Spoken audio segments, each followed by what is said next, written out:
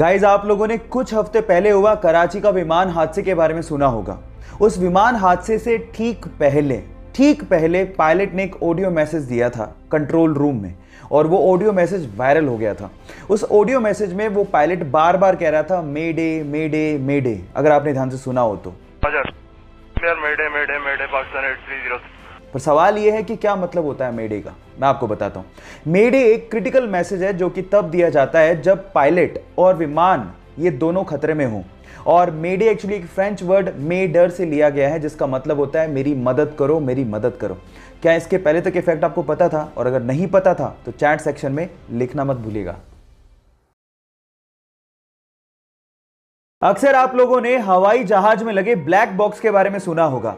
जब भी दुर्घटना की खबरें आती हैं तो सबसे पहले हवाई जहाज के ब्लैक बॉक्स को ढूंढा जाता है ताकि दुर्घटना के कारणों का पता लगाया जा सके।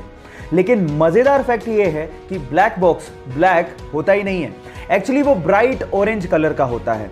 ये बॉक्स हीट रेजिस्टेंट होता है, जिसकी वजह से इसमें आग नहीं लगती। ये डेटा स्टोर करने के काम आता है और ब्राइट ऑरेंज होने की वजह से इसे दुर्घटना के बाद ढूंढने में आसानी होती है।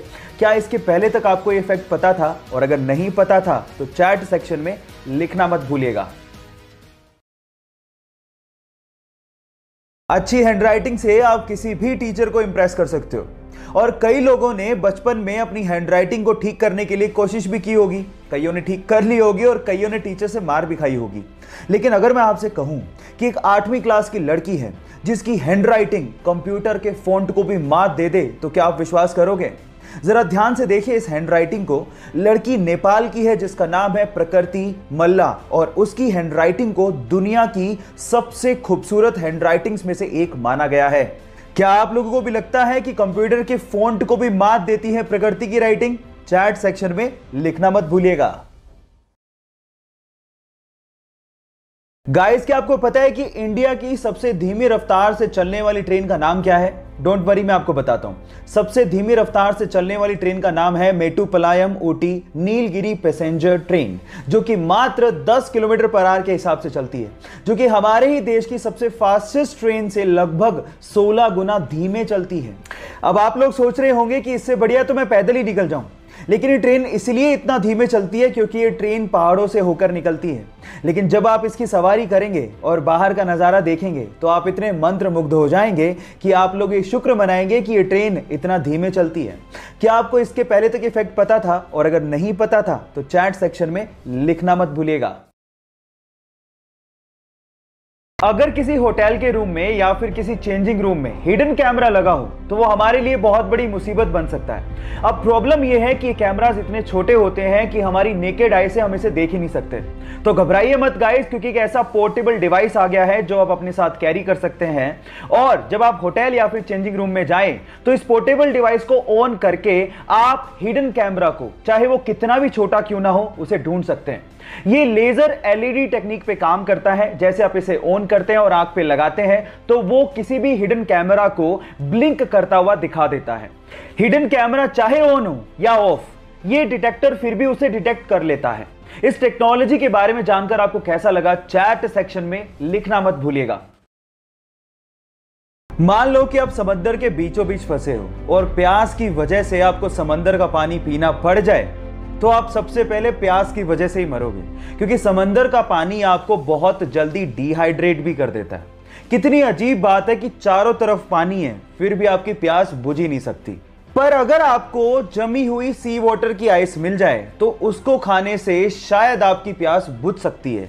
ऐसा इसीलिए होता है क्योंकि नमक बर्फ के क्रिस्टलाइन स्ट्रक्चर में फिट ही नहीं होता। इसीलिए बर्फ में पानी के मुकाबले मात्र 10% ही नमक रह जाता है, जिससे आपकी प्यास बुझ सकती है। यह नॉलेज आपको कैसी लगी? चैट सेक्शन में लिखना मत भूलिएगा। कोरोना के चक्कर में हम लोगों ने कुछ नया सीखा हो या ना सीखा हो, अंग्रेजी का एक नया शब्द जरूर सीखने को मिला, और वो था क्वारंटाइन। पर सवाल यह है कि क्वारंटाइन शब्द एक्चुअली आया कहां से, उसका मतलब क्या था? तो मैं आपको बताता हूं। एक्चुअली जब पूरी दुनिया प्लेग नामक बैक्टीरिया से जूझ रही थी तो उस टाइम पे इटली ने क्या किया, उसके वहां पर आने वाले जितने भी समंदर के जहाज थे उनको वो 40 दिनों तक समंदर में ही खड़ा रखते थे, ताकि वो जो बैक्टीरिया है वो 40 दिनों में वहीं पे खत्म हो जाए। और वहां की लोकल लैंग्वेज में 40 को क्वारंटा बोला जाता था। वहीं से ही क्वारंटाइन शब्द को निकाला गया। क्या आपको इसके पहले तक ये बात पता थी? और नहीं पता थी तो चैट सेक्शन में लिखना मत भूलिएगा। हाल ही में इस पूरे विश्व में फैली ये पैंडेमिक यानी कि महामारी से लड़ने के लिए जापान ने अपने ही देश में एक ऐसे ग्लासेस को बनाकर रेडी किया है जो कि टेक्नोलॉजी वाइज बहुत ही ज्यादा एडवांस है।